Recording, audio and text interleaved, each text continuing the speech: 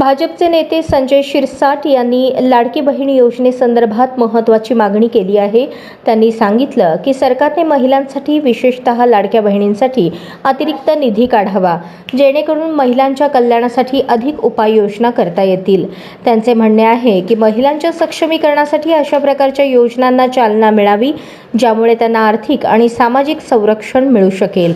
शिरसाट यांच्या या वक्तव्याने एक नवा वाद सुरू केला आहे आणि यावर राजकीय चर्चाही सुरू झाली आहे।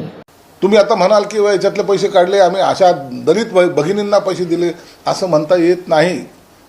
लाडक्या बहीण ही कोणती जात नाही आहे, लाडकी बहीण ही लाडकी बहीण आहे। मग त्यासाठी जो निधी पाहिजे तो सरकारने किंवा मुख्यमंत्री असतील यांनी कुठून काढायचा हा त्यांचा एक वैयक्तिक प्रश्न आहे, आणि तो काढला पाहिजे। तुम्ही महाबाग कोण? हे फायनान्समधले बसलेले शकुनी आहेत, या शकुनीने केलेलं हा काम आहे, हे करतात हे सर्व। त्यांच्यावर तर अजित पवारांचं पूर्ण वर्चस्व आहे ना। आता कुणाचं वर्चस्व आहे नाही मला माहित नाही, परंतु निधी वर्ग करता येत नाही एवढं मात्र सत्य आहे।